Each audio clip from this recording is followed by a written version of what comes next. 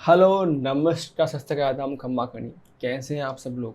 उम्मीद करता हूँ बड़े शानदार होंगे। हमेशा की तरह मैं भी झकास हूँ। हम सीख रहे हैं जीएसटी की पूरी सीरीज़, जिसमें हमने लास्ट लेक्चर में स्टार्ट किया था चैप्टर जिसका नाम था registration. Today is the second part of the same chapter known as registration. तो चलिए समय बर्बाद ना करते हुए सीधा टूट पड़ते हैं जो हम कर रहे हैं उसके ऊपर। एंड सिंपल सी कहानी है, सिंपल सा फंडा है। पार्ट 1 नहीं देखा तो पार्ट 2 समझेगा नहीं, तो पार्ट 1 देख लीजिए। चलिए आ जाइए। So moving forward, where and by when to apply for registration, ये था अगला प्रश्न। जवाब इस प्रकार है। जो भी व्यक्ति सेक्शन 22, याद है वो थ्रेशोल्ड वाला, अमल कमीशन वाला, सेक्शन 22 या section 24 mandatory registration under GST, जो इनके अंडर फॉल करता है, उसको हर वो स्टेट में या यूनियन टेरिटरी में रजिस्ट्रेशन करना है जहाँ जहाँ पे वो लाइबल है। लाइबल अपने सीखा था, जिस पर्टिकुलर प्लेस से सिर्फ एग्जाम्स अप्लाई कर रहा है वहाँ तो करना नहीं है, बट बाकी जगह पे तो करना है जहाँ से वो टैक्सेबल्स अप्लाई कर रहा है। कितने दिन में करना है? Within 30 days from the date on which he becomes liable for registration. अब ये 30 दिन में रजिस्ट्रेशन नहीं किया तो क्या होगा, कैसे आईटीसी का लॉस होगा, ये सब हमने आईटीसी के लास्ट पार्ट में सीखा था। उम्मीद करते हैं आपने वो पार्ट भी देखा है। ठीक है, ओके। नेक्स्ट है कैजुअल टैक्सेबल पर्सन, जिसको हम प्यार से कहते हैं सीटीपी, या फिर एक एनआरटीपी, यानी कि यहाँ बात हो रही है सीटीपी की और यहाँ पे बात हो रही है एनआरटीपी की। इनका क्या सिस्टम है सर? इनका सिस्टम भी बड़ा सिंपल सा है, लॉजिकल है। क्या?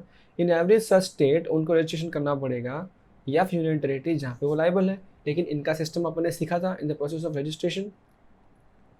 प्लस आगे इनका आज प्रोसेस पूरा आएगा जहाँ पे हम सीखेंगे डिटेल में, डोंट वरी।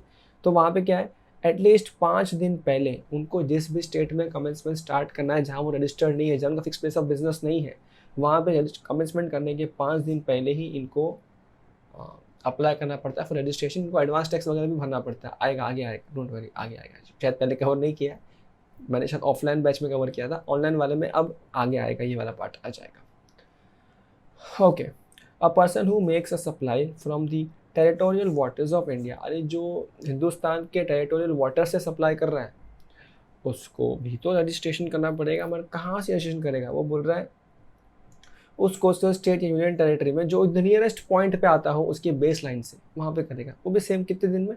30 दिन में। तो नॉर्मल लोगों के लिए 30 दिन 30 दिन। ये कैजुअल टैक्सेबल पर्सन और एनआरटीपी फिरंगियों के लिए क्या है? 5 दिन पहले करना पड़ेगा। ठीक है, ये सब एमसीक्यूज में आ सकते, कोई दिक्कत वाली बात नहीं है। नेक्स्ट आते हैं, कुछ यहाँ पे मार्क कर रखा है पेज 9.32 पे, तो चलते हैं 9.32 पे। आपका ध्यान कंप्यूटर स्क्रीन पर।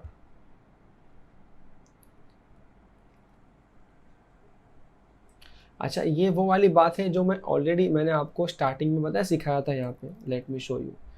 ये अब जब यहाँ पे मैंने सिखाया था ना, वन रजिस्ट्रेशन फॉर स्टेट और यूनियन टेरिटरी, फिर मैंने ये वाला पॉइंट बताया था।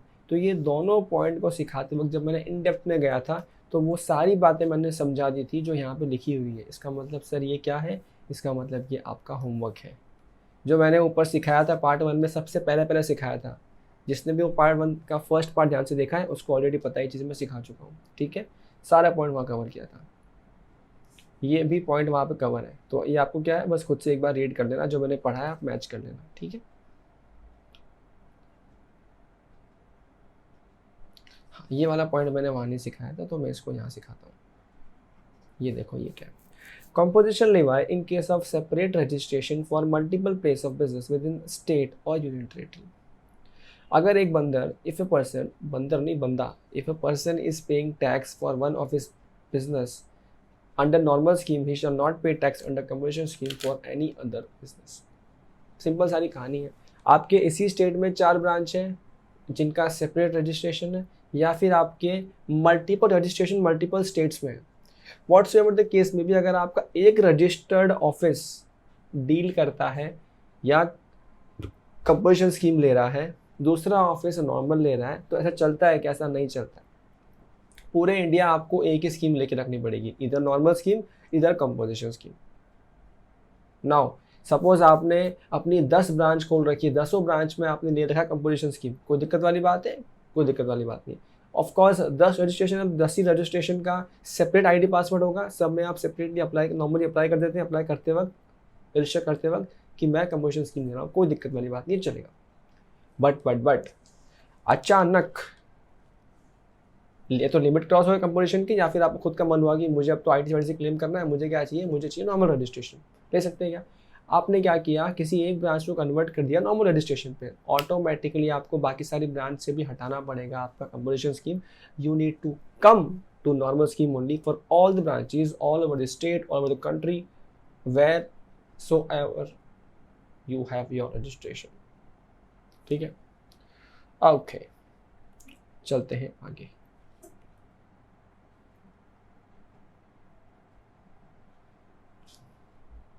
ठीक है, तो ये वाला पॉइंट में मोटा मोटी इतना ही था जो हमने खर दिया है। अच्छा, ये वाला एक पॉइंट और है, 9.35 को मैंने आगे रेफरेंस दिया है, यस आगे दिया, तो उसको मैं आगे बताता हूँ।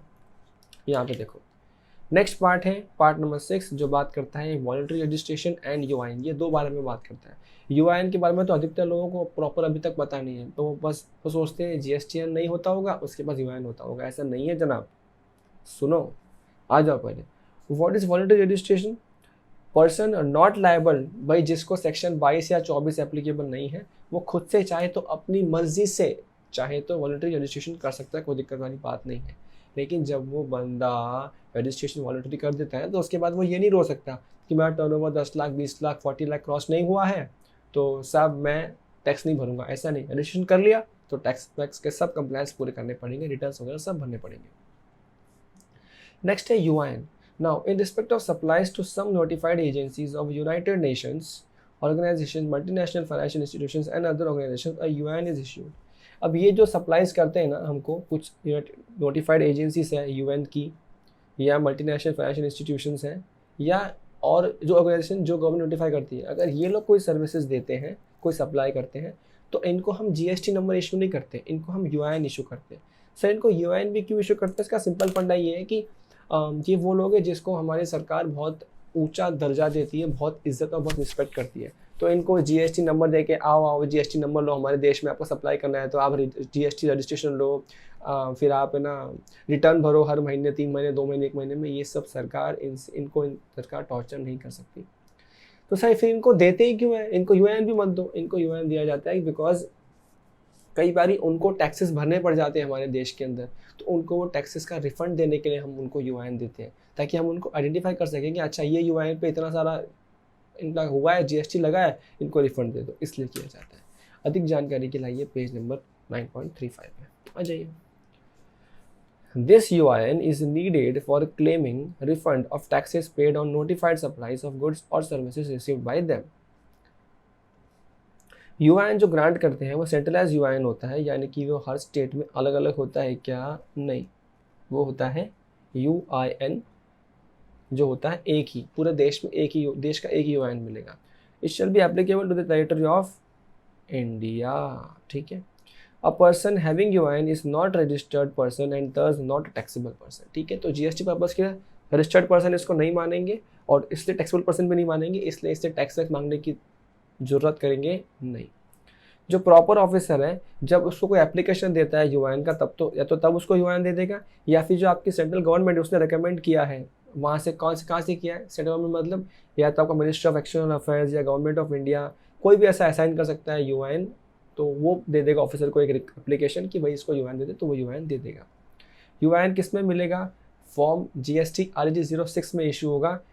एप्लीकेशन देने के 3 दिन के अंदर अंदर इसको इशू करना पड़ेगा, ज़्यादा टाइम वेस्ट नहीं कर सकते आप, क्योंकि ये कौन लोग हैं? ये ऊंचे दर्जे के लोग हैं जिनकी हम बहुत इज्जत करते हैं। ठीक है,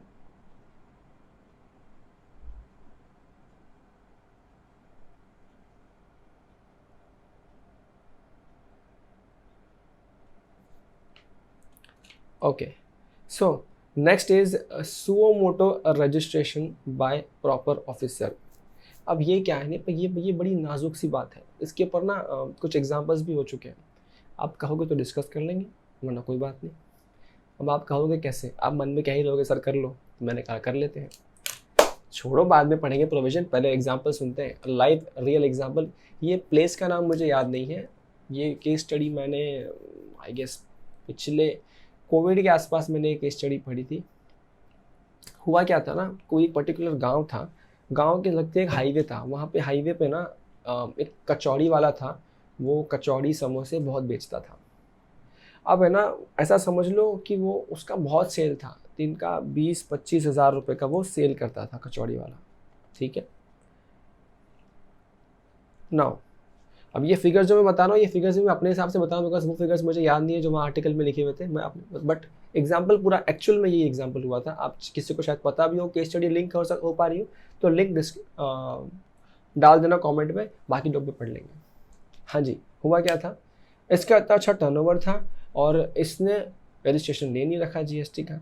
अब किसी ने डिपार्टमेंट में जाके टिप दे दी कि सर ये जो दुकान वाला है ना, ये बहुत कचौड़ियाँ बेच रहा है सर।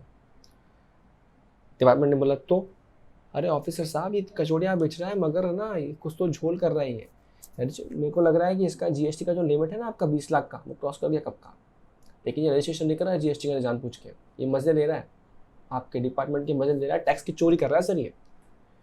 अब ऑफिसर को जैसे ही कोई बोलता है टैक्स की चोरी कर रहा है, उसके ईमान जाग जाते हैं, उसका बाल सब ऊपर हो जाते हैं, स्पाइक हो जाते हैं। बोलता है ठीक है चल जाके देखता हूँ। अब ऑफिसर ने क्या किया, 2 ऑफिसर, रियल कहानी है ये, 2 ऑफिसर उस लोकेशन पे जाते हैं, उस लोकेशन पे जाके दूर से पहले उस जगह को ऑब्जर्व करते हैं, दूर से नॉर्मल सिविल ड्रेस में जाते हैं, दूर से उस जगह को ऑब्जर्व करते हैं। जब वो जगह को ऑब्जर्व करते हैं तो वो देखते हैं यार यहाँ तो दिन भर गर्दी आ रही है, दिन भर पब्लिक आ रहा है, पब्लिक पे पब्लिक, पब्लिक पे पब्लिक, ये खाली नहीं हो रहा है, जो आ रहा है सबको गरम गरम मिल रहा है बिकॉज बहुत सेल है।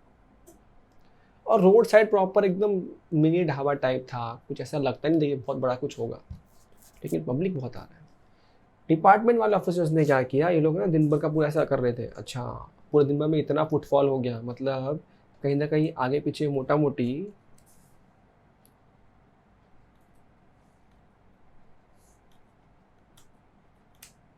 हाँ, डिपार्टमेंट ने क्या बोला, आगे पीछे मोटा मोटी ये अच्छा खासा पैसे कमा रहा होगा, तो डिपार्टमेंट ने क्या किया, उस पूरे दिन का कितना फुटफॉल हुआ उसको मल्टीप्लाई किया कि एक कचौड़ी कितने रुपए की होगी। तो डिपार्टमेंट को एक फिगर मिला जो अप्रॉक्सीमेटली कुछ इस प्रकार था, अपन कैलसी खोल लेते, जिंदगी का मजा आ जाएगा। डिपार्टमेंट ने क्या किया, डिपार्टमेंट ने बोला, वो लोग उसके पास गए नहीं, नेक्स्ट डे सीधा एक ऑर्डर भेज दिया। उस ऑर्डर में लिखा था, डियर कचौड़ी वाले भाई साहब, हमने कल ऑब्जर्व किया है कि आपका जो पर डे का सेल है वो तकरीबन 20,000 के आसपास, चलो एक काम करो 15 कर लें, 15,000 रुपये के आसपास है। इसके हिसाब से अगर हम महीने का निकालते हैं तो आपकी सेल है 4.5 लाख रुपए के हिसाब से। इसी के हिसाब से अगर हम इसको एवरेज कर देते हैं और निकालते हैं 12 महीने का, तो आपका सेल है 54 लाख के आसपास। 54 लाख जो है ये 20 लाख की थ्रेशोल्ड लिमिट को क्रॉस कर रहा है, इसीलिए आप पे जीएसटी नंबर लेना मैंडेटरी था, आपने जीएसटी नंबर नहीं लिया है, तो हम आपको ये टेम्परेरी जीएसटी नंबर इशू कर रहे हैं, क्योंकि हम आपसे अगर टैक्स मांगना चाहते हैं तो टैक्स आपसे कैसे मांगे, क्योंकि आपने को पता है टैक्स भरने के लिए we need to have GST number. तो गवर्नमेंट ने बोला कि हम आपको टेम्परेरी जीएसटी नंबर दे रहे हैं, इस पर आप पहले तो अभी का जो हमारा टैक्स और इंटरेस्ट बनता है वो भरो, पहले भरो इसको, और उसके बाद क्या बोला, 30 दिन के अंदर अंदर प्रॉपर तरीके से डॉक्यूमेंट्स वगैरह सबमिट करके apply for a proper registration. ये है concept. Section 25(8) read with rule 16। देखो यहाँ पे क्या बोलता है, किसी भी सर्वे, इंक्वायरी, इंस्पेक्शन या सर्च के दौरान अगर किसी भी ऑफिसर को, प्रॉपर ऑफिसर को ऐसा मालूम पड़ता है, फाइंड करता है कि एक पर्सन ऐसा था जो रजिस्ट्रेशन के लिए लायबल था और फेल हुआ, रजिस्ट्रेशन नहीं किया उसने, तो सच ऑफिसर, वो ऑफिसर खुद से रजिस्ट्रेशन कर देगा, इसलिए क्या बोलते हैं सुओ मोटो।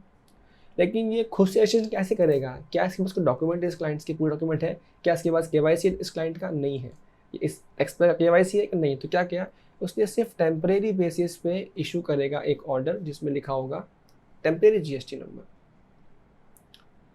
अब ये जो पर्सन है जिसके हाथ में ऑर्डर थमाया टेम्परेरी जीएसटी नंबर का और ये टैक्स पेमेंट और सब चीज़ों का, उस पर्सन के पास 2 ऑप्शन है। सर कौन से ऑप्शन है, या तो वो एक एप्लीकेशन सबमिट कर सकता है, after obtaining temporary registration he can apply for proper registration in prescribe from 90 दिन के अंदर अंदर from the date of grant of temporary registration. 90 दिन के अंदर अंदर वो प्रॉपर रजिस्ट्रेशन के लिए अप्लाई कर सकता है, ये एक ऑप्शन है। लेट मी राइट हियर, ये इसके पास है ऑप्शन 1। ऑप्शन 2 क्या है, ऑप्शन 2 है कि वो एक अपील फाइल करेगा। उसको लग रहा है उसके साथ में गलत हुआ है, he may file an appeal against such temporary registration. हो सकता है वो अपील में जाके वो बंदा बोले कि सर ये ऑफिसर झूठ बोल रहे हैं, या सर इन्होंने बस एक दिन का सेल देख लिया, वो सर सीजन का टॉप पीक डे था उस दिन इतना सेल हो गया था, बाकी तो नॉर्मली मैं 1000-2000 का कमाता हूँ महीने का दिन का, तो सर मैं 20 लाख के ऊपर क्रॉस नहीं करता साल भर का, ये नहीं चलेगा। अब अपील करो। अब अगर आप अपील जीत गए, देखो यहाँ पे अगर आपने केस टू मतलब अपील, अगर आप अपील जीत गए, अपीलेट अथॉरिटी ने अपहोल्ड किया लायबिलिटी टू रजिस्ट्रेशन, तो application for registration shall be submitted within 30 days from the date of issuance of such order. अगर अपीलेट अथॉरिटी ने क्या बोला कि भैया तू गलत बोल रहा है, हमारा ऑफिसर सही बोल रहा था, तो भाई जिस दिन गलत बोला का ऑर्डर दिया उस दिन से 30 दिन के अंदर you need to apply for registration. और सिंपल सी बात है, अगर डिपार्टमेंट ने अथॉरिटी ने बोल दिया कि तेरा अपील राइट है, तू सही है, समोसे वाले तू सही है, तो उस केस में वो जो ऑफिसर ने ऑर्डर दिया था टेम्परेरी रजिस्ट्रेशन का वो हो जाएगा कैंसिल और कोई जीएसटी भरने की ज़रूरत नहीं पड़ेगी। आई होप ये बात समझ में आई। सर आ तो गई, मैंने कहा आ गई, तो चलो आगे चलते हैं जीवन में, ठीक है। So this was something under registration. ये हर जगह में जो लिंकेज कर रहा हूँ ना, ये लिंकेज आपको पढ़ना ही पड़ेगा, कोई ऑप्शन नहीं है। सर हम एग्ज़ाम टाइम पे कैसे रिवीजन करें, फास्ट रिवीजन कैसे करें, क्या हम सिर्फ रिकैप को फॉलो कर सकते हैं? ऐसे क्वेश्चंस बहुत आते हैं। बहुत सिंपल सा आंसर है, सिर्फ रिकैप से काम चलता है तो क्या मैं इतना सारा पढ़ के वहाँ से यहाँ लिंक करवा के पेज नंबर लिख के वहाँ पे वापस लेके जाके पढ़वाता क्या? Answer is no. We need to cover up everything. Everything is not covered in particular this recapitulate section. So what you need to do is the way I am doing. What you can only do to add up things is, जैसे मैंने यहाँ page number लिखा है, अब जो मैं आपको उस पेज नंबर में पढ़ा रहा हूँ उसका एक शॉर्टर वर्जन ऑफ समरी बना के आप चाहो तो यहीं पे लिख दो, कोई दिक्कत नहीं है। अगर जो मैंने लिखा हुआ है सब चीज़ें आपने वहाँ से उठा के यहाँ कवर कर दी है तो आपका काम हो गया, लेकिन एक बार तो मॉड्यूल पूरी पढ़नी है, फिर वो जो एक्स्ट्रा समरी जब मैंने बताया वो यहाँ नोट कर दो, फिर एग्जाम टाइम पे ये रिकैप सेक्शन जो है आपका रेडी है, पूरा समरी मटेरियल रेडी है एग्जाम के दिन 1.5 दिन में पढ़ने के लिए। और अगर इस तरीके से आपने प्रिपेयर किया ना तो एमसीक्यू में 30 में से 30 आने में आपको कोई नहीं रोक सकता, किसका बाप नहीं रोक सकता आपको। है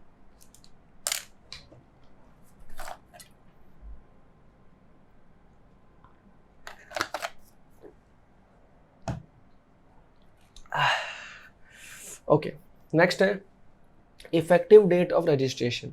ये वाली बात भी आईटीसी के लास्ट पार्ट में हो रखी है। क्या हुआ था, अगर आपने 30 दिन में अप्लाई करना था, अगर आपने 30 दिन में अप्लाई कर दिया है तो इफेक्टिव डेट क्या होगा, जिस दिन आप लाइबल विद रजिस्ट्रेशन किया उस दिन से इफेक्टिव डेट मानने की कोई दिक्कत वाली बात। लेकिन अगर आपने 30 दिन बाद अप्लाई किया तो हम इफेक्टिव डेट कब मानेंगे, जिस दिन रजिस्ट्रेशन मिला उस दिन से मानेंगे।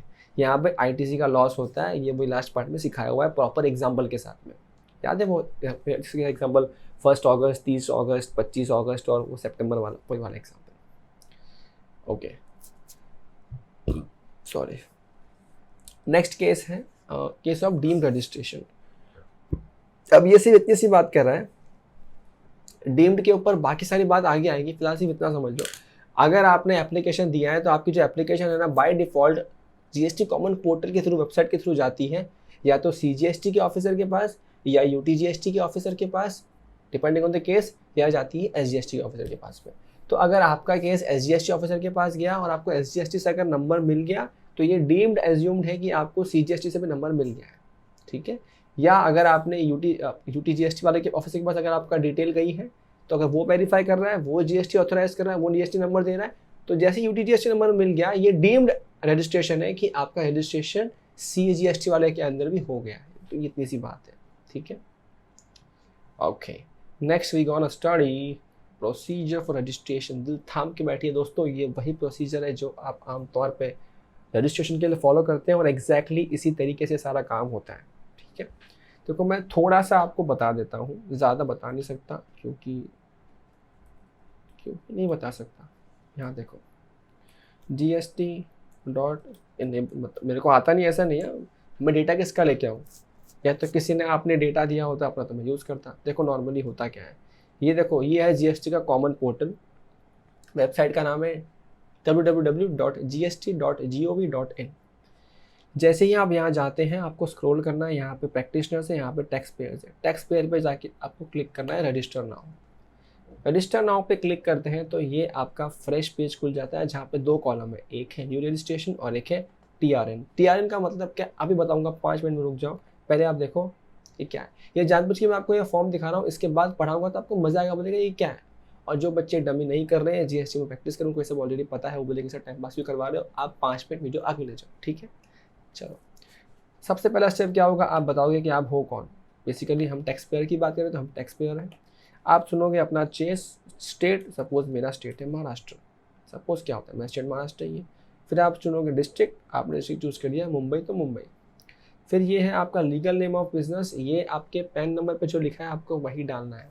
अगर कंपनी का है तो पैन पे लिखा है जो वो डालना है, अगर प्रोप्राइटर है तो लिखा है पैन पे वो डालना है, पार्टनरशिप में लिखा है पैन पे वो डालना है, जो पैन पे लिखा है वो डालना है। सर बिजनेस का नाम तो कुछ और है, वो छोड़ो, यहाँ पे डालना है लीगल नेम जो पैन में लिखा है।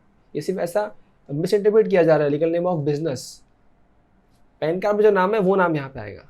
नेक्स्ट है पैन नंबर, फिर आपको डालना है एक ईमेल एड्रेस, और फिर आपको डालना है एक मोबाइल नंबर। फिर आप जैसे सबमिट करोगे ना, जैसे ही आप सबमिट करोगे, ये आपका मोटा मोटी पार्ट ए है, ये पार्ट ए जैसे ही सबमिट करोगे आपको मिलेगा टीआरएन। जब आप सबमिट करोगे आपको 2 ओटीपी आएंगे, 2 सेपरेट ओटीपी आएंगे, एक ईमेल एड्रेस पे और एक मोबाइल नंबर पे, ठीक है।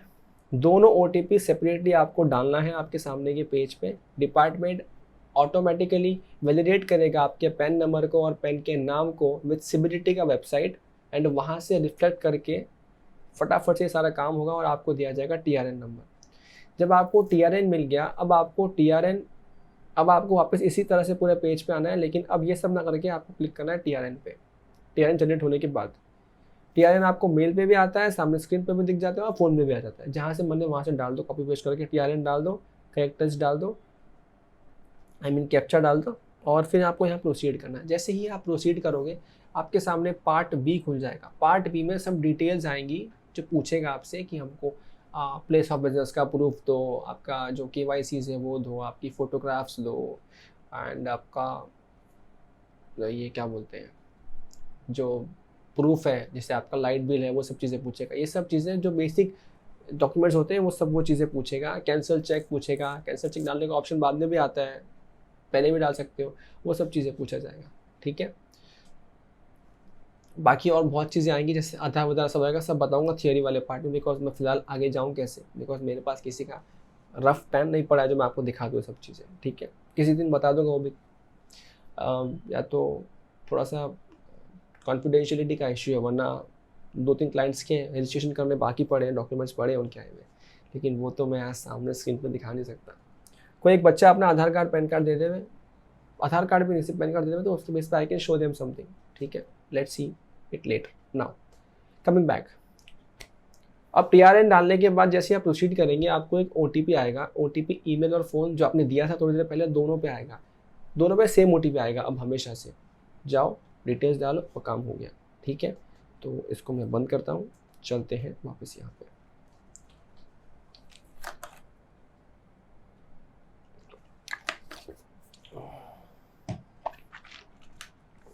देखो यहाँ पे,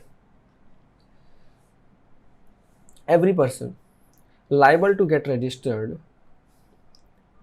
and person seeking voluntary registration, जो भी हो उसका प्रोसेस यही है, एक्सेप्ट वो जो पता है वो जो NRTP वगैरह थे उनमें कुछ अलग चीज़, हल्की से अलग कुछ चीज़ें हैं, वो बताएंगे आगे, बट नॉर्मल प्रोसेस यही है। तो आप क्या करेंगे, आपको उसका अपना pan number, mobile number, email address, state, ये सब जैसे सिखाया था हमें, वही सब चीज़ें डालनी है। कहाँ पे, जो सामने खुलता है पार्ट है उसमें डालना है। ये पार्ट है किसका है, GST RG 01 नाम का एक फॉर्म है, उसका पार्ट है जो खुला था हमने, वही पार्ट है था और GST कॉमन पोर्टल, ये रहा वेबसाइट। वहाँ पे आप क्या डालेंगे, pan, mobile number, email address, ये सब जो डालेंगे ये होगा वैलिडेशन। पैन वैलिडेट किया जाएगा online automatically by the GST portal from CBDT का डेटाबेस। मोबाइल नंबर, ईमेल जो वेरीफाई आप करोगे via 1 time password send to it. जैसे ही आप ये करोगे आपको क्या मिलेगा, आपको मिलेगा टीआरएन जनरेट होगा और कम्युनिकेट किया जाएगा एप्लीकेंट को उसकी mobile number and email address दोनों के ऊपर। इसी टीआरएन से आप क्या करोगे, एप्लीकेशन एड करोगे, सबमिट करेगा एप्लीकेशन। पार्ट बी जो खुलेगा ना आप ओटीपी के बाद में, पार्ट बी खुलेगा। उसके साथ कुछ डॉक्यूमेंट्स होंगे जो बेसिक डॉक्यूमेंट आपको देने होंगे कॉमन पोर्टल में after doing the Athar authentication for grant of registration, ठीक है। अथर ऑथेंटिकेशन ये रिसेंटली आया कुछ महीनों से, ये क्या है बताऊंगा इसको, तो इस पॉइंट को बताऊंगा मैं। अथर ऑथेंटिकेशन वाला पॉइंट अच्छी से आएगा, डोंट वरी। इसके बहुत अमेंडमेंट्स भी हैं, ठीक है, नवंबर 22 के स्पेशल अमेंडमेंट्स है इसके ऊपर, तो करेंगे इसके ऊपर बात। Okay, on receipt of such application and acknowledgement in the prescribed form shall be issued to the applicant electronically। ठीक है, अब आप जो पार्ट बी में सब डॉक्यूमेंट्स वगैरह सब अपलोड कर दोगे, ठीक है, उसके बाद यूनिट एन एक्नॉलेजमेंट जो फॉर्म होगा, ठीक है। अच्छा, इसी केस में अगर आप एक कैजुअल टैक्सेबल पर्सन हो जो अप्लाई कर रहे हो टीआरएन के लिए, तो इस कैजुअल टैक्सेबल पर्सन को जो टीआरएन मिलेगा ना, याद है बात क्या था, 5 दिन पहले रजिस्टर करना पड़ेगा, तो उसको जो टीआरएन मिलेगा ना वो एडवांस डिपॉजिट ऑफ टैक्स के बाद मिलेगा। इसको एडवांस टैक्स पहले भरवाते हैं, क्यों, इसका फिक्स प्लेस ऑफ बिजनेस ये साला भाग गया तो बोला पहले एडवांस टैक्स भरते हैं। Electronic cash ledger and acknowledgement is issued only after set deposit. तो नॉर्मल वाले को तो देखिए acknowledgement immediately, mostly within hour और हाफ एन आवर। एक्नॉलेजमेंट को हम वहाँ पे नाम देते हैं ARN, आपको ARN नंबर मिल जाता है, पहले TRN मिलता था, अब ARN मिल जाता है सबमिशन के ऊपर। इनको ARN कब मिलता है, एडवांस टैक्स भरने के बाद मिलता है। अब जैसे आपने एप्लीकेशन कर दिया, आपका काम हो गया, पोर्टल अपने बेसिस पे काम करेगा, क्या करेगा, एप्लीकेशन फॉरवर्ड करेगा ऑटोमेटिकली प्रॉपर ऑफिसर को। वो ऑफिसर स्टेट का भी हो सकता है, सेंटर का भी हो सकता है, कोई दिक्कत वाली बात नहीं। The procedure after receipt of application by proper officers depicted in part 2। ये पार्ट 2 में बताएगा कि अब क्या करेगा ऑफिसर्स एप्लीकेशन का। ठीक है, आपने अपना काम कर दिया है, पार्ट ए पहले भरा, पार्ट बी बाद में भरा, अब आपका काम खत्म। देखो प्रॉपर ऑफिसर क्या करेगा। प्रॉपर ऑफिसर जो है ना, वो आपकी एप्लीकेशन को एग्जामाइन करेगा, पता लगेगा क्या है इसमें, क्या भेजा है इसमें, डॉक्यूमेंट सही है कि नहीं, कुछ प्रॉब्लम तो नहीं, कोई दिक्कत तो नहीं, सब पता लगाएगा। तो एप्लीकेशन भी देखेगा और आपके साथ के डॉक्यूमेंट्स भी देखेगा। अगर वो ऑर्डर, वो जो एप्लीकेशन है और डॉक्यूमेंट अगर उसको सही लगे, अगर उसको कोई दिक्कत नहीं लगी, if same are found in order, तो within 7 working days from the date of submission of application without site verification, if the applicant successfully validates his Aadhaar authentication। अब यार ये तो समय आ गया है जानने का सर आधार ऑथेंटिकेशन क्या होता है, उसके बाद इस पॉइंट को समझो। अब ये ना ये एडिशनल स्टेप इन्होंने बीच में घुसाया है जो ऊपर प्रॉपर एक्सप्लेन नहीं किया, लेकिन तुम्हारे इस निखिल सैनी को तो आता है, तो उससे सीख लो। क्या होता है, जैसे ही आप पार्ट ए भरते हो TRN मिलता है, पार्ट बी भरते हो ARN मिलता है, लेकिन before that ARN there is a process known as Aadhaar authentication. Aadhaar authentication के बिना एप्लीकेशन सबमिट होने के बाद भी सबमिट नहीं हुआ ऐसा माना जाता है। तो ये क्या है, गवर्नमेंट ने देखा बहुत सारे लोग झोल झाल कर रहे हैं, कुछ भी डॉक्यूमेंट दे रहे हैं, डॉक्यूमेंट में झोल झाल कर रहे हैं और डॉक्यूमेंट को GST नंबर ले रहे हैं। कई बार गवर्नमेंट देखती है कि एक्चुअल में वहाँ कोई ऑफिस ही नहीं है, खंडर पड़ा है और वहाँ पे रजिस्ट्रेशन मिल गया GST का बिकॉज ऑफ बेसिक डॉक्यूमेंटेशन। तो ये ईज़ ऑफ डूइंग बिजनेस को प्रमोट करने के लिए वैसा किया गया था, मगर हिंदुस्तान के लोग जो है इसका उठा देते हैं नाजायज़ फ़ायदा। डिपार्टमेंट ने क्या है प्रोसेस, उन्होंने बोला आधार ऑथेंटिकेशन के बिना हम एप्लीकेशन आपका एक्सेप्ट ही नहीं करेंगे।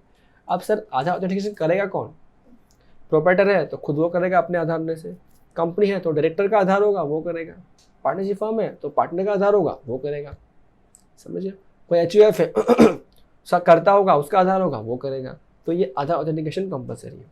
लेकिन यहाँ पे ऑप्शन है अपने पास, सर जब आप एप्लीकेशन देते हो पार्ट बी में आपको ऑप्शन मिलता है कि आपको आधार ऑथेंटिकेशन ऑप्ट करना है कि नहीं करना है।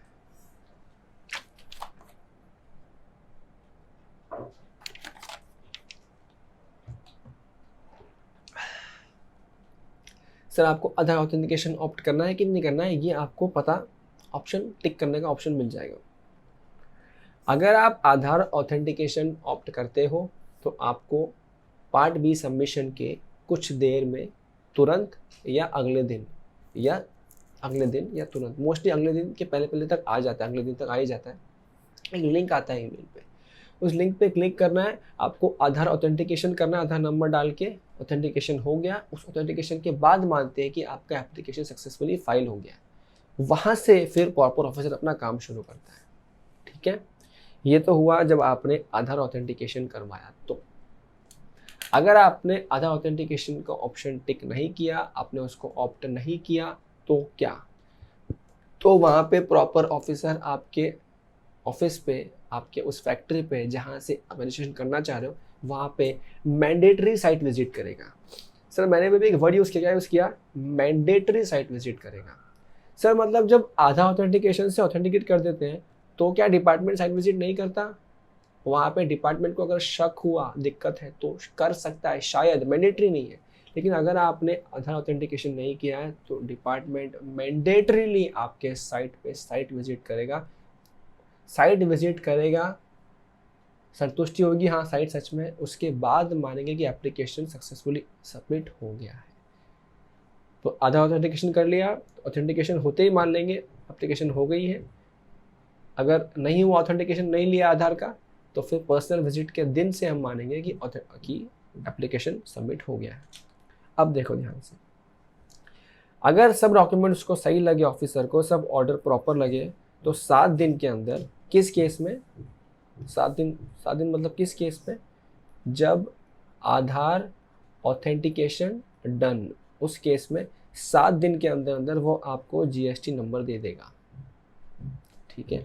लेकिन अगर एप्लीकेंट ने फेल किया आधार ऑथेंटिकेशन, या उसने ऑप्ट नहीं किया आधार ऑथेंटिकेशन, या पीओ को फिट नहीं लग रहा, तो और PO deems it fit to carry out site verification, registration is granted within 30 days of application after site verification and prescribed documents का देखने के बाद। तो नॉर्मल केस में ऑथेंटिकेशन हो गया, 7 दिन में सब सही लग रहा है तो 7 दिन में जीएसटी नंबर मिल जाएगा। साइट वेरिफिकेशन पे जाना पड़ रहा है तो फिर वेरिफिकेशन के 30 दिन के अंदर अंदर आपको जीएसटी नंबर मिल जाएगा। ये तो कब की बात है? जब सब सही लग रहा हो सकता है कुछ गड़बड़ भी लग रहा हो डिपार्टमेंट को। तो अगर डिपार्टमेंट को गड़बड़ लग रहा है कि सब सही नहीं लग रहे हैं, तो प्रॉपर ऑफिसर क्या करेगा? सेम कहानी, अब नंबर तो देगा नहीं, कुछ तो दिक्कत लग रही है, तो 7 दिन में वो क्लैरिफिकेशन मांगेगा उसी पोर्टल के थ्रू कि भैया कुछ दिक्कत लग रही है, आई नीड सम क्लैरिफिकेशन। और अगर वो ऑथेंटिकेशन आधार वाला नहीं किया था तो 30 दिन के अंदर अंदर, जिस दिन से वो वेरिफिकेशन किया होगा उस दिन से 30 दिन के अंदर अंदर फिर ऑफिसर के पास 30 दिन का टाइम है कि वो वहां से मांगेगा। इफ एप्लीकेशन हैज फर्निश्ड, अब एप्लीकेंट जो है जो भी मांगा था क्लैरिफिकेशन, अगर वो सबमिट कर दिया है 7 दिन के अंदर अंदर, तो देखना है, देखो सिंपल सी कहानी, उस पर लिखा हुआ होता है कि हम आपसे जो जानकारी मांग रहे हैं आपको 7 दिन में हमको जानकारी दे देनी है। तो आपके पास 2 ऑप्शन है, या तो आप 7 दिन में जानकारी दोगे या तो आप 7 दिन में जानकारी नहीं दोगे। अगर आपने 7 दिन में वो क्लैरिफिकेशन नहीं दिया तो आपका प्रॉपर ऑफिसर रिजेक्ट कर देगा एप्लीकेशन, और साथ में रीज़न लिख देगा कि इस वजहों के वजह से आपको नंबर नहीं दे रहे, आपने रिप्लाई नहीं किया, 7 दिन खत्म, नंबर नहीं दे रहे। लेकिन अगर आपने 7 दिन में रिप्लाई कर दिया तो अगेन ऑफिसर के पास 2 चॉइस है, या तो वो संतुष्ट होगा या तो संतुष्ट नहीं होगा। अब संतुष्ट नहीं हुआ तो दोबारा क्लैरिफिकेशन नहीं मांगेगा, संतुष्ट नहीं हुआ तो सीधा नंबर आपको कैंसिल कर देगा, उसकी मर्जी है। संतुष्ट हो गया तो संतुष्टि के दिन से 7 दिन के अंदर क्या करेगा, वो आपको नया जीएसटी नंबर दे देगा। और संतुष्टि नहीं भी होती है तो भी 7 दिन के अंदर अंदर ही वो आपका नंबर कैंसिल भी कर देगा। समझ में आ रहा है? अब पता है 7 दिन का फंडा क्या है, ये देखो आगे आएगा बताता हूँ। क्लैरिफिकेशन में क्या हो सकता है? मॉडिफिकेशन करने कुछ बोल सकता है, कुछ करेक्शन करने बोल सकता है, कोई डॉक्यूमेंट गड़बड़ लग रहा डॉक्यूमेंट मांग सकता है, लेकिन वो क्या चेंज करने नहीं बोल सकता officer pan number, state, mobile number और ईमेल एड्रेस, ये चीज़ें चेंज करना नहीं बोल सकता क्लैरिफिकेशन के अंदर। नेक्स्ट है डीम्ड अप्रूवल ऑफ एप्लीकेशन। पता है ये क्या चीज़ है? ये वाली चीज़ है। ये स्टार्टिंग में से बात समझते, नीचे लिखा हुआ पढ़ लियो, मैं बता रहा हूँ, समझ लो ध्यान से। जब आपने सब डॉक्यूमेंट सबमिट कर दिया है, आधार ऑथेंटिकेशन को अप्लाई कर दिया है, उसको सब सही लग रहा है, तो बताया था ना 7 दिन में नंबर दे देगा। अगर 7 दिन सब सही लग रहा है, उसने कोई दिक्कत रेज ही नहीं किया, कोई क्लैरिफिकेशन मांगा ही नहीं, और 7 दिन में फिर भी नंबर नहीं दिया, तो मान लेंगे 7वें दिन में नंबर मिल गया, रजिस्ट्रेशन हो गया, ऐसा मान लेंगे। सेम वाली कहानी, ऑथेंटिकेशन का अप्लाई नहीं किया, साइट विजिट था, तो वहाँ पे 30वें दिन अगर कोई क्लैरिफिकेशन नहीं मांगा तो 30 दिन बाद क्या मान लेंगे, रजिस्ट्रेशन हो गया, डीम रजिस्ट्रेशन हो गया। या फिर डिपार्टमेंट ने क्लैरिफिकेशन मांगा और आपने क्लैरिफिकेशन 7 दिन में दे दिया, अब 7 दिन में जैसे ही आपने दिया, डिपार्टमेंट के पास 7 दिन है, या तो एक्सेप्ट करो या रिजेक्ट करो। अगर वहाँ पे वापस डिपार्टमेंट ने 7 दिन में रिजेक्शन नहीं दिया तो क्या मान लेंगे, डीम रजिस्ट्रेशन हो गया। ठीक है, ये यहाँ पे लिखा हुआ है जनाब, पढ़ लेना आराम से। ठीक है, इसके साथ में आपको पेज 9.37 पे जाना है और ये वाला भी पढ़ना है, इंपॉर्टेंट कॉन्सेप्ट। चलिए चलते हैं पेज 9.37 पे। ये रहा, application for registration by special economic zone. अब सर ये क्या है? 1 इन SEZ, 1 इन दिस। अच्छा, अब ये ना SEZ में जैसे ही पढ़ाने जाता हूँ ना,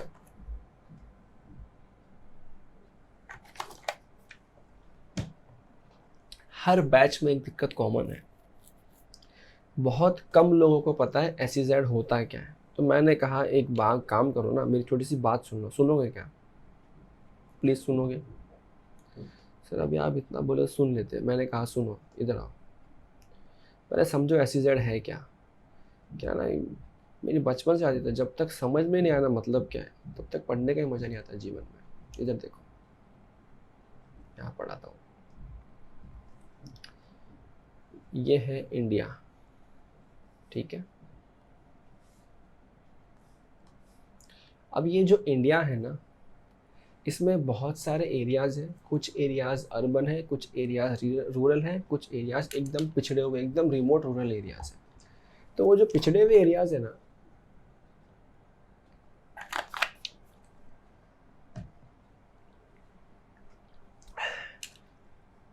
वो पिछड़े हुए एरियाज़ में कई बार कोई जाता ही नहीं अपनी फैक्ट्री खोलने, अपना बिजनेस करने, बिकॉज वो क्या देखता है, यार यहाँ पे पानी नहीं है, यहाँ पे लाइट नहीं आती है, यहाँ पे दिक्कतें बहुत हैं, यहाँ पे वर्कर नहीं मिलते, यहाँ पे लेबर नहीं मिलता, यहाँ पे एम्प्लॉय नहीं मिलता।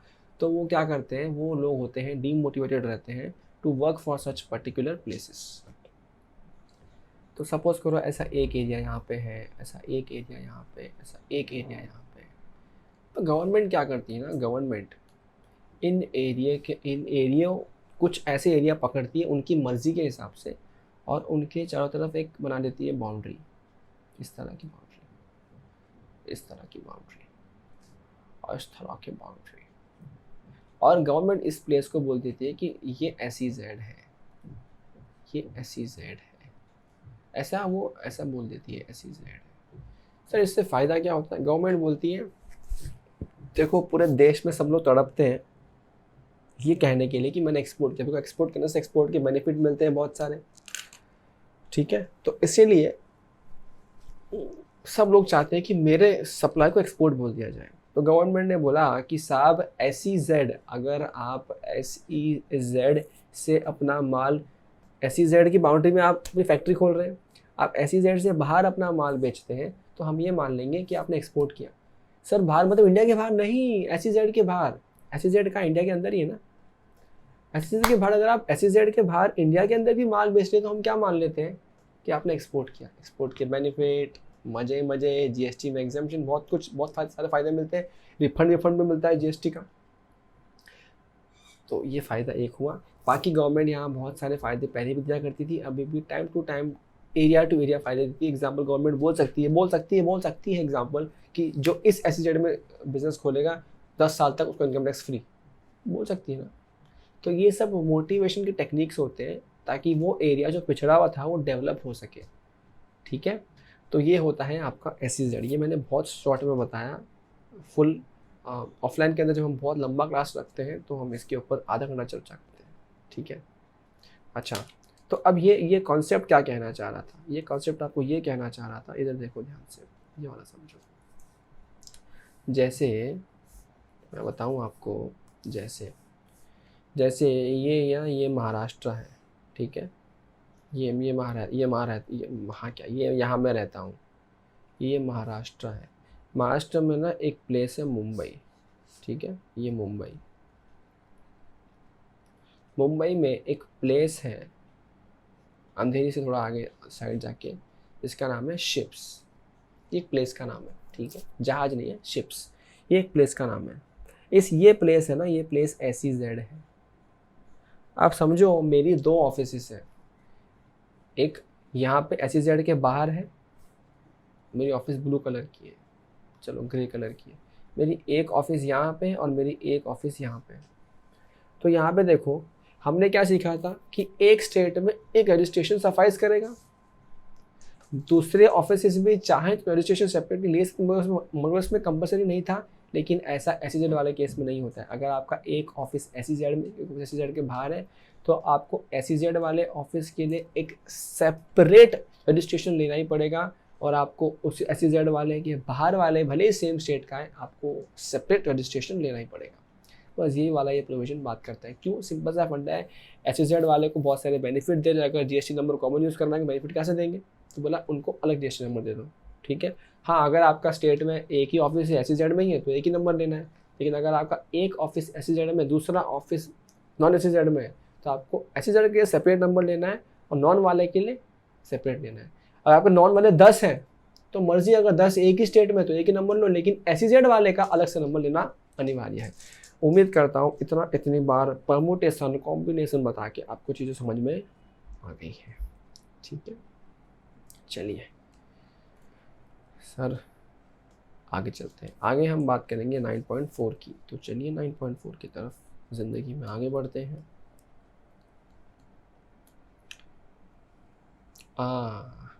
आ गया आधार ऑथेंटिकेशन का पन्ना। Section 25 6A 6B 6A 6DA with rule Aadhaar authentication.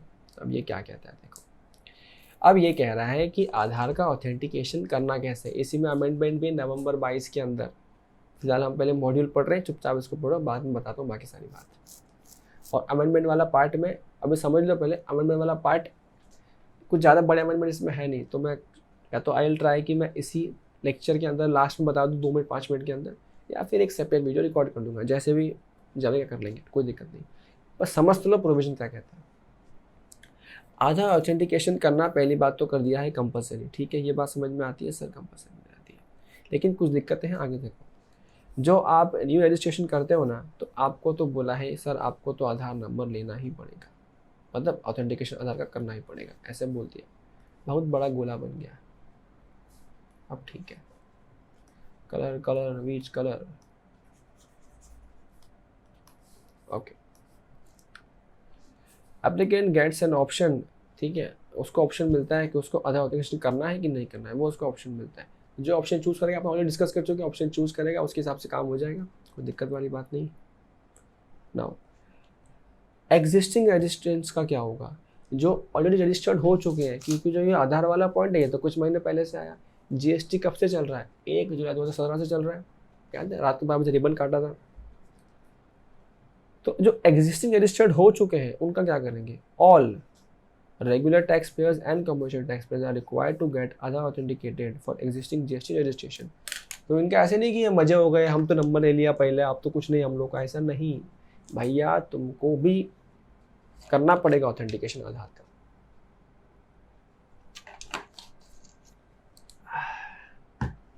अब इसमें 2 पार्ट है। पहला part, person required to undergo Aadhaar authentication. Again वो वाली चीज़ रिपीट हो रही है।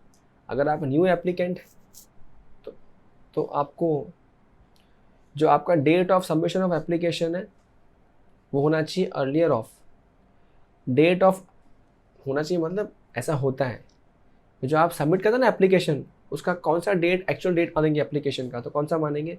आपने ऑथेंटिकेशन किया आधार से वो डेट, या 15 दिन from the submission of application in part be in RG 01, उन दोनों में से जो पहले हुआ ये मान लेंगे कि इस दिन आपने एप्लीकेशन सबमिट किया है, ठीक है। ये खाली MCQ के लिए काम आ सकता है। अब इन केस ऑफ इंडिविजुअल, उसको अपना खुद का आधार ऑथेंटिकेट करना पड़ेगा। अगर कोई इंडिविजुअल कोई और है, यानी कि प्रोप्राइटर नहीं है, कोई और है, तो it can be karta, MD, whole time director, partner, managing committee, board of trustees, authorised signatory, जो भी है, किसी के पास आधार होगा पूरे ऑर्गेनाइजेशन में, उसका आधार ऑथेंटिकेशन करवा दो, ठीक है।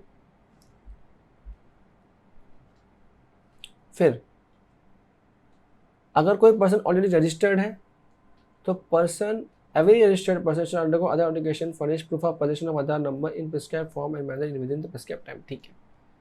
यहाँ पे देखो, अब कभी कभी क्या होता है ना, आधार असाइन ही नहीं किया, तो क्या लिखा है यहाँ पे, ओ आधार है ही नहीं, तो ऐसे केस में क्या करें? आगे 2 बातें हैं, या तो आप न्यू एप्लीकेंट हो, फ्रेश रजिस्ट्रेशन ले दो, या आप ऑलरेडी रजिस्टर्ड हो, दोनों ही केस आपके पास आधार नंबर है ही नहीं, तो क्या करोगे? यहाँ पे देखो, फिर Aadhaar number is not assign to a new applicant, चाहे वो कोई भी हो सकता है, तो वहाँ पे क्या करोगे? फिर तो कोई ऑप्शन ही नहीं है, वहाँ पे क्या होगा? फिजिकल वेरिफिकेशन होगा ऑफ प्लेस ऑफ बिजनेस का, वो साइट विजिट होगा ही होगा। लेकिन registration shall be granted with in 30 days, वो सेम रिपीट पॉइंट जो पहले पढ़ा वही पॉइंट है, ये भी ठीक है। Further, in such case, that is where a person fails to undergo other authentication, does not offer other authentication, PO deems it fit to carry out site verification. The notice in prescribed form the verification information document from the applicant verification. यार ये point मेरे को जो चाहिए था वो point यहाँ पे क्यों नहीं है? हाँ यहाँ पे ना यार मैंने ये पॉइंट मिस किया. मैं सोच रहा हूँ यार जो पता है वो लिखा क्यों नहीं है. देखो अगर कोई न्यू एप्लीकेंट है उसके पास में आधार नंबर नहीं है, आधार असाइंड ही नहीं है, उसको आधार नंबर मिला ही नहीं, तो वहाँ पे क्या होगा, वहाँ पे जो आपका ये जो इंडिविजुअल या पर्सन या जो भी जिसका पास भी आधार होना चाहिए था उसमें आधार नहीं है, तो क्या करोगे, उसी इंसान को shall be offered alternate and viable means of identification. Aadhaar number तो है नहीं, तो ये बात तो फिक्स है, साइट विजिट होगा. अब साइट विजिट पे भी डॉक्यूमेंट कुछ तो चाहिए ना ऑथेंटिकेशन करने के लिए, तो वो डॉक्यूमेंट क्या बोला एक्ट ने, क्या लिख दिया कि सर उस बंदे को जिसके पास आधार होना चाहिए था आधार नहीं है, उसको ऑल्टरनेट वायबल जो पॉसिबल हो ऑल्टरनेट मेथड हो वो बताना पड़ेगा किससे आइडेंटिफिकेशन उसका हो सकता है. ये डिपार्टमेंट देगा ऑल्टरनेटिव मेथड. ये मेथड जो विच इज ऑल्टरनेटिव मेथड, ये सिर्फ ऐसा लिखा हुआ था. ये ऑल्टरनेटिव मेथड क्या है इसको डिफाइन किया गया है आपके नवंबर 22 के अमेंडमेंट के लिए. ठीक, लास्ट में पढ़ेंगे, बट ये पढ़ेंगे. तो ये जो लिस्ट है क्या ना इसे यहाँ लिख देता हूँ तुम्हारे भले के लिए. मैं ये जो ऑल्टरनेटिव मेजर है ये नवंबर 22 में नोटिफाई कर दिया गया, 22 के अटेम्प्ट के लिए नोटिफाई कर दिया गया. ठीक है, पढ़ते हैं थोड़ी देर में. अच्छा, अब अगेन वो वाली कहानी, अगर बंदा ऑलरेडी रजिस्टर्ड है और आधार नंबर नहीं है तो इसको भी देना पड़ेगा ऑल्टरनेट मेजर. ये वाला सेम नवंबर 22 के अमेंडमेंट में हम पढ़ेंगे ऑल्टरनेटिव मेजर क्या है. लेकिन जो ऑलरेडी रजिस्टर्ड है वो उसके पास आधार भी नहीं है और ऑल्टरनेट जो भी डिफाइन किया गवर्नमेंट ने वो ऑल्टरनेट तरीके से भी वेरीफाई नहीं कर पा रहा है, इसका मतलब ये नहीं है कि उसका नंबर वैलिड रहेगा. तेरे को नंबर पहले ही दे दिया था हमने, बट अगर अब तू ऑथेंटिकेट नहीं करवा पा रहा है वाई ऑल्टरनेटिव मीन्स ऑल्सो, तो फिर हम तेरा नंबर को इनवैलिड डिक्लेयर करके तेरा नंबर कैंसिल भी कर सकते हैं. ठीक है, यानी कि ये बहुत कंपल्सरी पॉइंट है. अब यहाँ पर ये बहुत इंपॉर्टेंट है. कुछ लोग